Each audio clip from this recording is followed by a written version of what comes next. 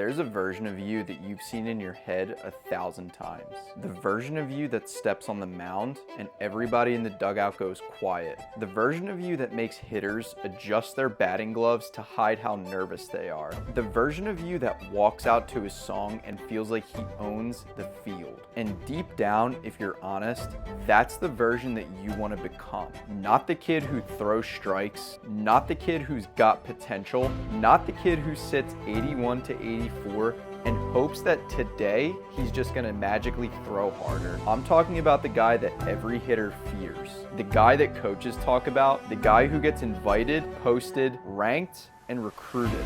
Most pitchers will never admit that that's actually what they want, but every competitor feels it. And if that's you, then you're in the right place. Because here's the truth that no pitcher ever says out loud. You don't just train to improve mechanics, you train because you want to be a problem on the mound. You want that label, you want that identity, you want that attention, you want the moment that you grab the baseball and everybody knows what's coming. And I'm telling you right now, that is not arrogance, that's not selfish, that is exactly how every dominant pitcher ever has thought.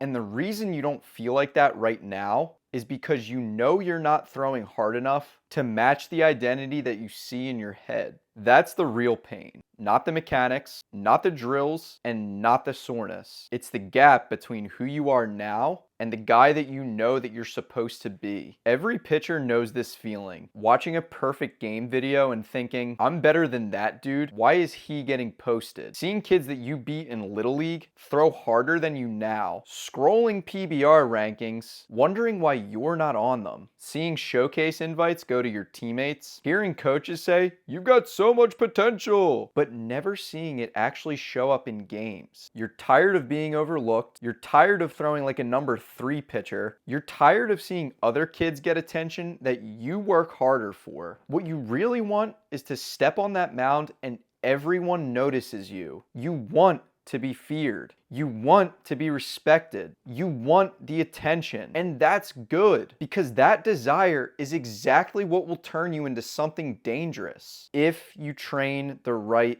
way. Let me show you what I mean. Before Sebastian joined the athletic mechanics formula, he was just another talented kid with potential throwing 81 to 85. He was good, he was projectable, but nobody was circling his name yet. And you know what happened when he started training with me? He unlocked his athletic mechanics and he stepped into who he knew he was. And now he's sitting 86 to 88. He got invited to play for Team USA. He's in the PBR rankings, on his way to the national rankings. He's getting contacted by major Division I schools, and he's showing up at events where everyone knows his name. He didn't just gain velocity, he gained status. He became the kid that other guys whisper about. Then there's Jimmy. Normal kid, freshman at a JUCO, training like a bodybuilder, and stuck at 83 to 85 for a year. Invisible and overlooked. And within 2 months of joining my program, he now sits 85 to 87 and popped 88 multiple times. He said he finally started feeling like an athlete again, and he gained so much confidence that now his goal is to throw 95. And he's probably gonna do it. And he even told me straight up, Don't waste time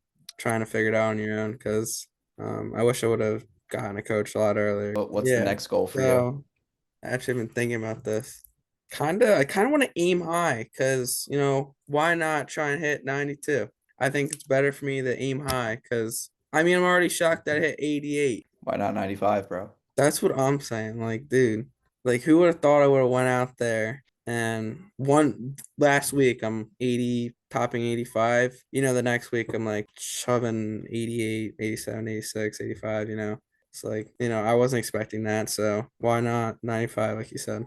That's not just a velocity jump, that's an identity shift. And the ego that used to frustrate him now fuels him. Look, most pitchers train like they try to fix things. They train to avoid problems. They train to blend in. They train to not mess up. That's why they don't throw hard. And that's why they never become feared. Dominant pitchers, they train for max output, they train to move freely, they train to unleash, and they train to be athletic, not mechanical. You don't become feared by thinking about your elbow angle. You become feared by throwing the piss out of the baseball with a body that moves like an athlete. That's why my guys jump. That's why my guys get posted. That's why my guys get ranked. They train for the identity that they want, not to be a robotic, mechanical mess. Here's exactly how I do it. The athletic mechanics formula has 3 parts. Unlock throwing mechanics. You stop throwing like a robot and you learn to move naturally, freely, and explosive. Automatic performance mode, you stop overthinking and you train your body to compete on autopilot. Fast, loose, and athletic. Max output training. You train like somebody who's trying to throw 90 plus, not like somebody who's trying to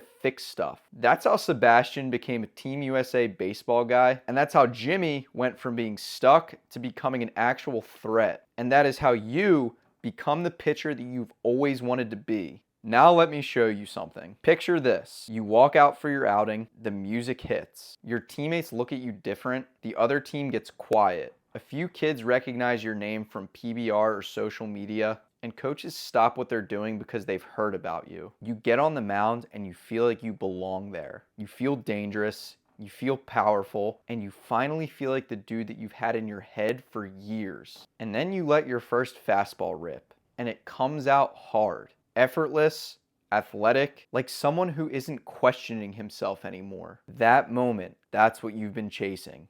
And I'm telling you right now, it's available to you. But not if you keep training the way that you're training. Not if you keep guessing. Not if you keep hoping. Not if you keep doing random stuff that you saw on Instagram or TikTok. And not if you wait. To become the guy who gets feared, you need to train like the guy who gets feared. So here's what I advise you to do. If you're done being overlooked, if you're done being invisible, if you're done scrolling through other kids' rankings wishing it was you, if you know you've got more in the tank, if you're ready to become the pitcher that you see in your mind every day, it's time to step into that version of yourself. Click the first link in the description below and book a call with me. Tell me where you're at now, where you want to be, and what version of yourself you're trying to reach. And I'll teach you exactly how to do that. Just like Sebastian, just like Jimmy, and just like the hundreds of other pitchers that I've worked with. If you're ready to become that guy, I'm ready to coach you.